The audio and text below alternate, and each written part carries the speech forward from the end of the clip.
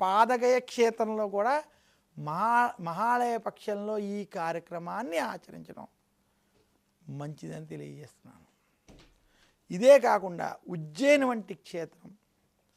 అలాగే రామేశ్వరం వంటి సముద్ర ప్రాంతం ఉన్నటువంటి రామతీర్థం వంటి తీర్థాలు ఉన్నటువంటివి, అగ్నితీర్థం వంటి ప్రదేశాలు ఉన్నటువంటివి, ధనుష్కోటి వంటి ప్రదేశాలు ఉన్నటువంటి రామేశ్వర క్షేత్రంలో కూడా ఈ యొక్క పితృదేవతలకి తర్పణాలు, పితృకార్యాలు వంటివి మహాలయ పక్షాల్లో ఆచరించడం, కావేరీ నది ప్రాంతం, గోదావరి నది ప్రాంతం, రాజమండ్రి వంటి కోటిలింగాల క్షేత్రం వంటి క్షేత్రాల్లో కూడా ఈ కార్యక్రమాల్ని ఆచరించుకోవడం శుభ ఫలితాలను ఇస్తుంది అని తెలియజేస్తూ, ఇంతటి విశేషాలు కూడి ఉన్నటువంటి క్షేత్రాలలో ఈ కార్యక్రమాల్ని నిర్వర్తించడం చేత పితృదేవతలు శాంతిస్తారు, పితృదేవతల అనుగ్రహాన్ని మనం త్వరగా పొందవచ్చు అని తెలియజేస్తున్నాను. పితృదేవతల అనుగ్రహం మనం ఎందుకు పొందాలి అంటే పితృశాపాల నుండి బయటపడడానికి, మనం వంశాభివృద్ధి పొందడానికి,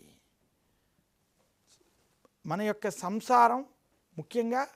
వివాహం అవ్వడానికి, అయిన వివాహం నిలబడడానికి, నిలబడిన వివాహంలో సంతానం కలిగి సంతానం కూడా అభివృద్ధిలోకి రావడానికి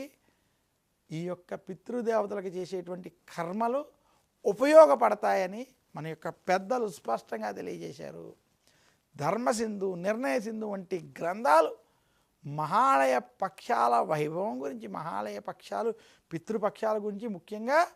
మహాలయ పక్షాలలో ఉన్నటువంటి మహాలయ అమావాస్య గురించి స్పష్టంగా తెలియజేశాయి. అందువలన మహాలయ పక్షాలు ఏవైతే ఉన్నాయో ఈ పితృపక్షాలని శ్రద్ధతో ఎవరైతే నిర్వర్తిస్తారో, గతించినటువంటి తల్లిదండ్రులకి వారికి తలుచుకుని తర్పణాలు, పిండ ప్రదానాలు వంటివి ఆచరిస్తారు. ముఖ్యంగా తండ్రి లేనటువంటి వారు తండ్రికి, తాతకి, ముత్తాతకి కూడా ముగ్గురికి కూడా కలిపి శ్రాద్ధ కర్మలు వంటివి ఆచరించేవి ఏవైతే చేస్తారో, కనీసం మహాలయ పక్షాల్లో మహాలయ అమావాస్య రోజు తర్పణాలు విడిచిపెడతారో వారికి పితృదేవతల యొక్క అనుగ్రహం శీఘ్రముగా లభిస్తుందని తెలియజేస్తూ, ఈ ప్రత్యేకమైనటువంటి కార్యక్రమాన్ని అందించినటువంటి మహాభక్తి ఛానల్ వారికి హృదయపూర్వక ధన్యవాదాలు తెలియజేస్తూ, ఈ యొక్క మహాలయ పక్షాల వైభవం వినడం చేత పితృదేవతల యొక్క ఆశీర్వచనం అందరి మీద ఉండి లోకమంతా సుఖంగా ఉండాలి, మన దేశం బాగుండాలి, రాష్ట్రాలు